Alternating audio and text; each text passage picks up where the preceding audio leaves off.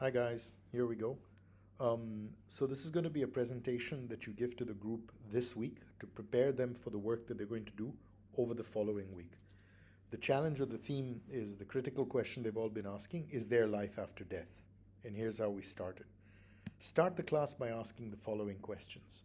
So when you have a belief, how do you classify whether your belief is faith or superstition? And this is a great way to engage the class.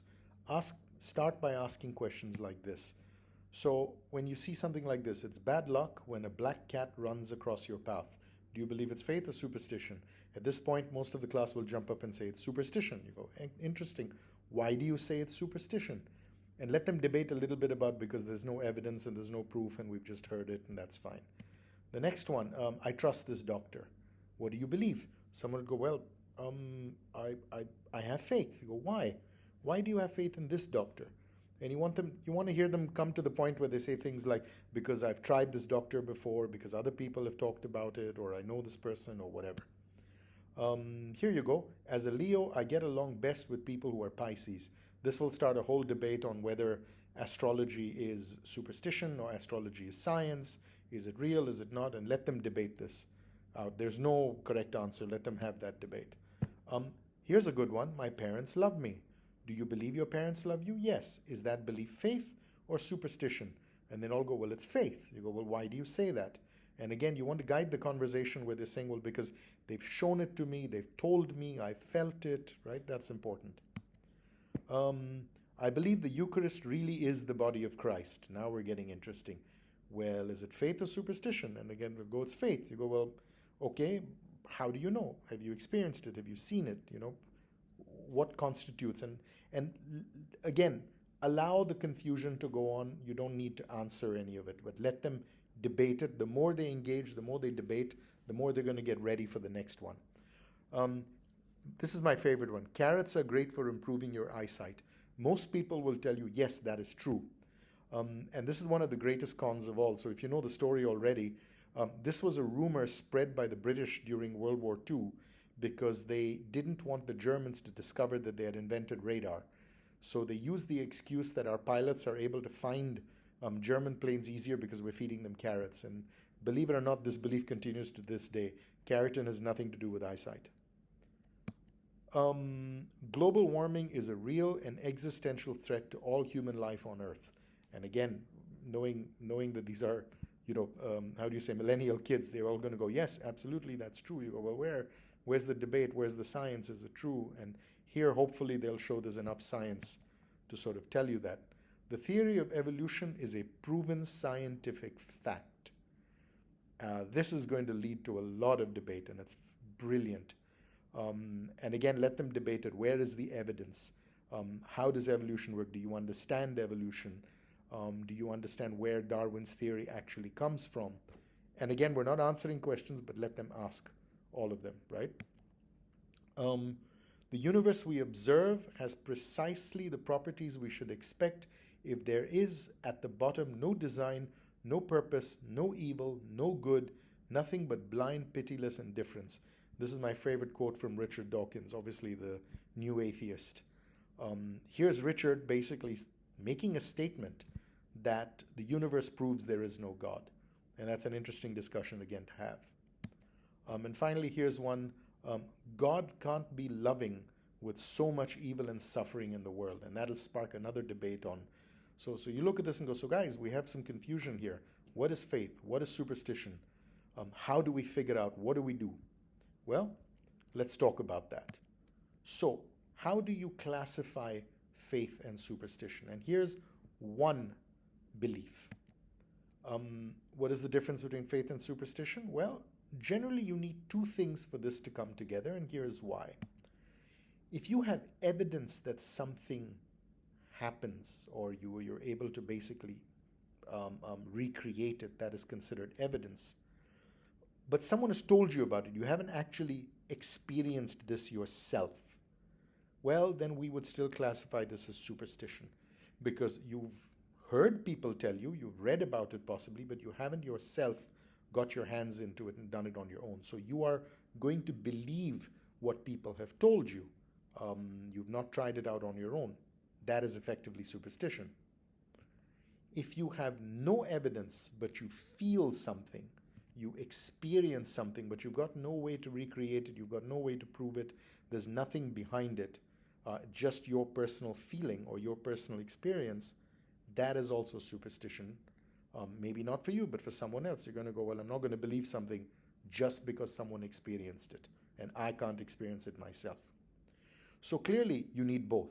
When you have both evidence and experience, that gives you confidence. And we all believe, yes, I will have confidence because number one, here is the evidence, I can recreate it, other people can look at it, there is way to prove that this is true, and number two, I have myself experienced it. I am therefore confident that this is going to happen. Here's my favorite example. If I came and told you, hey, you know Pishu, right? Well, the other day, somebody was trying to attack Pishu, and he jumped up 6 feet in the air and kicked the other person right in the face. Would you believe it or not? Well, if you know me, you have experience of me, you have seen me, you know I'm not capable of jumping 6 feet high, and you've never seen evidence of me ever jumping 6 feet high. But if I told you the same story and I said it was Michael Jordan, somebody was attacking Michael Jordan and he jumped up 6 feet high and kicked him in the feet, you're going to go, well, yeah, that makes sense because I've seen him do that on TV, and lots of other people have seen him. And by the way, I can go play that. So I can go play that video over and over again and see it at any time. There's the evidence, there's the experience. I can therefore have confidence in what you are telling me. And let's look at the word confidence. Where does it come from? It actually comes from the Latin phrase confide, which, as we all know, basically means with faith, confide. So that's the definition of faith. Next, let's talk a little bit about a worldview. What is a worldview? A worldview is your personal view on how the world works. What are the principles? What are the beliefs that drive your world? Now, what does that mean? Well, sometimes you might say, well, my worldview is driven by atheism. There is no God. Everything just happens. You only live once. Life is short. Enjoy it while you can. That's my worldview. Someone else's worldview might be different. But how do you define a worldview the way we look at it from our faith perspective? Well, here's the first question. And again, that means, is your worldview based on faith? Is it based on faith or superstition? And again, if we come back to, well, it needs to be based on faith, because if it's based on superstition, you're not very confident. But if it's based on faith, remember, you need the two things. You need the experience and you need the evidence. So let's talk a little bit about the experience. First question, do you believe that there is life after death? Because frankly speaking, if you believe there is no life after death, it doesn't matter whether there's a God or not, because what difference does it make? So, do you? If the answer is no, I don't believe that there is life after death, I have no way to prove it, I just don't believe it, we would call that essentially a blind belief, a superstition, right? You believe in atheism. But let's say I do believe that there's life after death. I believe it. It sounds about right. People have talked about it. A lot of agnostics will fall into here going, yeah, there probably is. I believe in energy and I believe in spirit and I believe energy is never eliminated. So when I die, I'm going to become the drop of ocean returning back, the drop of water returning back to the ocean, etc., etc. But yeah, I guess it's there. Okay, fine. But let's move to the next question. When you read a scripture, in our case, the Bible, do you believe that this is the inspired word of God? You go, well, yeah, I'm sure it is. My parents have told me, the priests, tell me that, other Christians tell me that, but I don't really have any evidence. Well, then guess what? That's still blind belief. This is still effectively superstition by the definition we just discussed. But let's say you do have evidence. Somehow you have evidence that what you're reading truly is the inspired word of God. The next question is, do you understand it? What is this telling you? Well, if you've never read the Bible or you've never understood the Bible, you aren't going to understand the word of God, what God is trying to tell you. And if you go, well, you know what? I don't need to understand all of that stuff. I just believe that it's true and I follow what people tell me. Well, then guess what? You might still be going to church, you might be doing all the prayers, but the truth is, you don't really know. This would still classify as a form of superstition.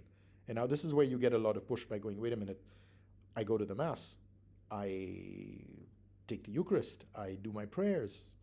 You're telling me that's all superstition? And I would push a little bit to say, well, do you have any evidence behind these things that you're doing? Do you truly understand its background? Do you get that sense? Or are you just going with, it feels right and people say so? And here's why this is important. There are going to come times in your life when your faith will be tested, when you will ask yourself, why is this happening to me? And you'll wonder, what does God mean when he says these things? What did God actually say? At this point, when your faith is shaken, you need to have some evidence to understand what is going on. So, let's say I believe there is life after death. I believe that I am reading the inspired Word of God because I have the evidence. I have understood the Word of God because I've read it, I've interpreted it, other people have interpreted it, and I've understood it, at least the basics. The next question is, yeah, that's all fine, but have you personally experienced God? And people might go, well, what do you mean by experienced God? It's, have you felt the love of God? Have you felt the presence of God? And how you do that, we will come to that. But if the answer is no, you're still sitting here. And obviously, if the answer is, well, yes, I have, I've got all of these things, there is where you're starting to talk about faith formation. Now, Forge is all about helping you with these areas. This is where we will help you now to identify, to go search, research evidence of life. Evidence that the book you have in your hand that we call the Bible is actually the inspired Word of God. Evidence in the form of understanding and in the form of interpretation on what does the Word of God really mean. We can help you with all of this. But the last part, this is all on you, right? How you experience God depends completely on how much you want to experience God. There is no one we have ever heard of or read of who actually honestly decided to go find God and did not find him. There's a number of stories of atheists who set out on a mission to prove that God doesn't exist and ended up writing some of the most amazing books that we have in theology. A wonderful example for me are people like C.S. Lewis, as all of you know, the author of the Narnia Chronicles. And there's a bunch of others you can go look at as well. Okay, so having said that, now here's the challenge. What are we going to do? Here's the mission. Now I would have the kids sit in groups of 5, or at least read this and then have them sit together in groups of 5 or 6 at the most. But here's the mission. Your mission is to investigate scientific research on life after death and make your recommendations. Now, it's important to know you don't have to go to the links we're sending you here. This is a start. You can go anywhere you like. But here's what you have to do. Over the next week, review various sources, whatever sources you want, and identify information, evidence that other people have collected, and put together your conclusion, either stating that there is life after death or that there is no life after death, right? Death is final and there's no evidence. Whichever it may be, you need to identify scientific research that is done in this area. If you notice over here, aside from the first one, which is Father Robert Spitzer, the rest of them are generally secular. NDERF is the Near-Death Experience Research Foundation. You've got the University of Virginia. You've got the New York Academy of Sciences. I brought in John Burke and Father Spitzer because whilst they are religious, the evidence that they bring forward to you is purely scientific. So do take a look at this. So now at this point, you want to split the children into groups of about 5 or 6, set them up into roughly 5 or 6 groups between them, and now let's talk about what they need to do. And this is where you give them the guidance on how do you present your findings. Well, step 1, guys get to know each other, exchange contacts with each other so that each of you have each other's numbers, because over the next 1 week, you're going to have to work together as a group. You may have to call each other, you may have to get online, however you decide to connect. And in this day and age, you don't have to teach teenagers how to connect with each other. Number 2, agree amongst you right now which sources each of you is going to take. Each person must pick one source. You can either pick it from the previous list, and maybe you can put the screen back on so they can take, they can scan the QR codes and or take a photograph of the picture. We can also then send this presentation on WhatsApp later on for people to look at it.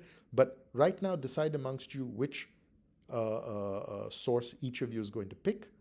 And once you've picked a source individually review the source and prepare one single slide. And that slide has the following sections. Number one, obviously, which source are you using? So put a link to your research content. Number two, identify the key findings in the form of one-line bullet points. Very simple. It doesn't have to be 10, but no more than 10. So the top things that you pick up from your research. And finally, your conclusion, which essentially either states that in conclusion, I believe there is life after death because of the evidence I've shown you, or there is no life after death, and again, because of the evidence that I've shown you. And once you've done that, as a group, agree on how you're going to present this, because when you come next week, you're going to stand up in front of the class as a group, present your findings collectively, so that at the end of it, as a group, you make a conclusion on whether there is or there isn't, or if you've got a balanced conclusion, we open that up to you completely. Right? So, hopefully this is very clear. If you need any problems, if you have any questions or concerns, folks, feel free to call me at any time at all. Thank you, and good luck.